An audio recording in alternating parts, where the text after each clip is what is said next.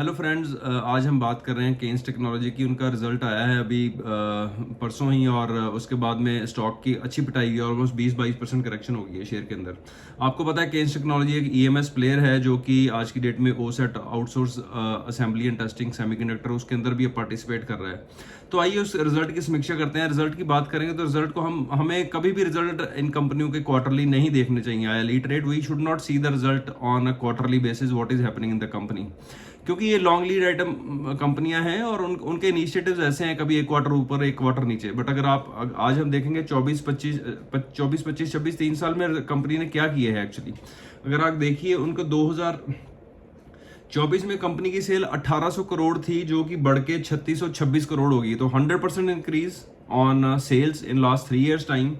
Profitability 183 crore थी जो बढ़ के 364 करोड़ हुई है। 100% इंक्रीज मीन्स कि 33-34% CAGR जो है कंपनी ग्रो कर रही है। और आपको क्या चाहिए? मतलब कि मेरे को नहीं समझ में आता ये F&O की गेम क्या है और क्या नहीं है। 20-22% स्टॉक को ऐसे गिरा देना, और एनालिस्ट भी ऊपर टीवी के ऊपर आगे बोल रहे हैं जी ये हो गया। मतलब रिटेल इन्वेस्टर का तो कोई किसी को पड़ी नहीं हुई रिटेल इन्वेस्टर्स की। वो ट्रेडर्स बैठे हैं, हैवी सेलिंग करते हैं, उसके बाद में होगा क्या, कोई ना कोई म्यूचुअल फंड आ जाएगा, राइट। तो बेचारे रिटेल इन्वेस्टर जो है वो बेच के निकल जाएंगे, कोई म्यूचुअल फंड अपने स्टेक ले लेगा और then he will start making the money. और ये बड़ा होता है। So don't panic, company is very very good. कुछ नहीं होने वाला इस कंपनी को। आज की डेट में वो उनके 2-3 ऑपरेशंस हैं। ओके, ईएमएस तो करते ही करते हैं। मेरे को लगता है अभी अभी उनका क्या हुआ कि they are into smart metering also. Smart metering जिसके अंदर जीनस पावर और 2-3 कंपनियां हैं। तो ये कंपनियां जो है गवर्नमेंट सेक्टर को मीटर सप्लाई करती हैं। You must understand that, right. और एक मीटर नहीं, 10,000, 50,000, लाख, 2 लाख मीटर ऐसे ही ऑर्डर्स इनके पास आते हैं। That is a high volume low margin business, right. और उसके अंदर क्या है कि आपकी जो, आपको पता है गवर्नमेंट सेक्टर में आपने मटेरियल सप्लाई किया और आपको पेमेंट जल्दी जल्दी नहीं आती।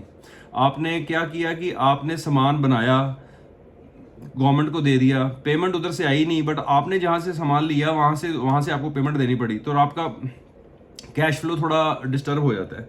अभी इस चक्कर में भी आप देखिए इनके डेटर डे जो है 77 से 154 हो गए हैं। पिछले साल 77 थे, इस साल इनके average data days is 154। Inventory days has बढ़ के 156 से 170 दिन हो गए हैं, और डेज पेबल है 131 से 131 वो स्टेबल है। तो डेटा डेज आपके जो पेबल हैं वो 131 है, और जो आपके डेटा डेज हैं वो 154 हो गया, राइट। तो कहीं ना कहीं तो आपकी जेब से आपसे पैसा निकल गया, बट आपको पैसा आया नहीं। उसका इम्पैक्ट बैलेंस शीट के ऊपर आ रहा है। तो उस चक्कर में क्या कि इनकी आरओसी थोड़ी सी कॉम्प्रोमाइज हो रही है। अगर आप देखेंगे, अगर रेशियोज उठा के देखेंगे तो आरओसी इनकी 15 से 14 और 14 से 13 हुई है पिछले 3 साल के अंदर। उसका मेजर रीजन यही है, और वो भी एक टेम्परेरी, बड़ा टेम्परेरी सा फेस है। मेरे को लगता है वो स्मार्ट मीटरिंग के चक्कर में है। दूसरा, अगर आप उनकी बैलेंस शीट भी उठा के देखेंगे तो बैलेंस शीट के अंदर बोरोइंग्स बढ़ी है। अभी आज की डेट में 913 करोड़ की बोरोइंग है।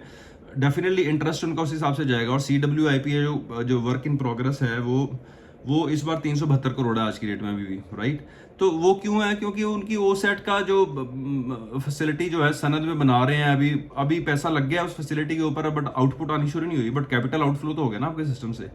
तो ये सारी चीजें, these are very very temporary things. उसको लेके मार्केट में पैनिक क्रिएट कर देना और मैनेजमेंट को बुलाना और उनको पूछना भी क्या हुआ क्या नहीं हुआ, मैं this is not the way you should know talk to the people actually. I mean, I'm really surprised the way the management is grilled on the TV for last 2-3 days time on a different channels actually. I will not take the name, not one, all the channels actually.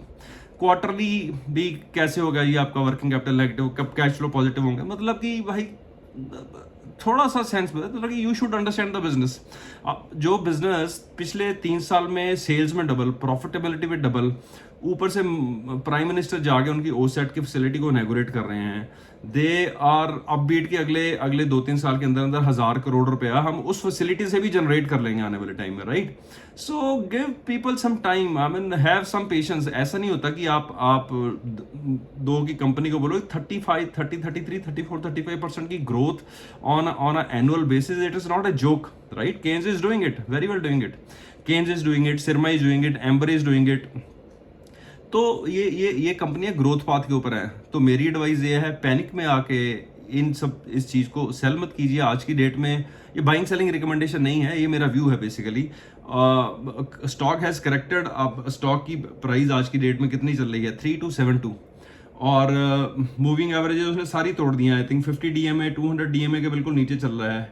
DMA 50 is 3984, DMA 200 is 4610। Stock today is closed eight 3272।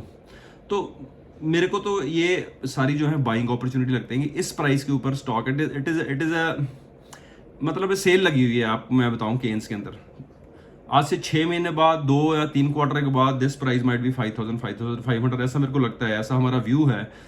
क्योंकि हम company के जो भी initiatives company ने लिए हैं पिछले 2, 3, 4, 5, 6 quarter के अंदर, the way company is doing the, because अगर आप अर्निंग कॉल पे सुनेंगे मैनेजमेंट इज वेरी अपबीट की हमारा पहला प्रोडक्ट यूएस गया, यूरोप गया।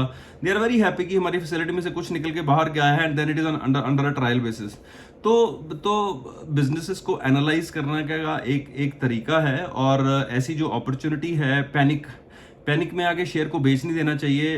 बिजनेस को अंडरस्टैंड करना चाहिए। ओके, लोग अपना व्यूज देते रहते हैं टीवी के ऊपर, उन्होंने, क्योंकि they are paid for that, right? They need to talk something, right? So you understand the business on an annual basis, see company के what initiatives company is taking, what kind of output they will get, why the problem is there, जो मैंने आपको बोला है। तो कभी कभी क्या है, आपने मीटरिंग बिजनेस के चक्कर में उनको थोड़ी सी प्रॉब्लम है आज की डेट में, that will be corrected.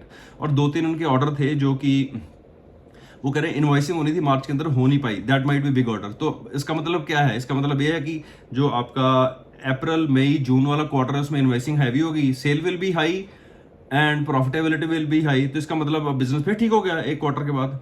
So have some sense, ये business you should not see on a quarterly basis. तो ये चलता रहता है। तो आप अगर आप 3 साल की ग्रोथ देखिए उठा के कंपनी को, company is doing amazing thing. Thank you very much. This is not a buying and selling recommendation, this is our view which we are sharing. For any buying and selling you can contact your SEBI registered advisor. Thank you very much.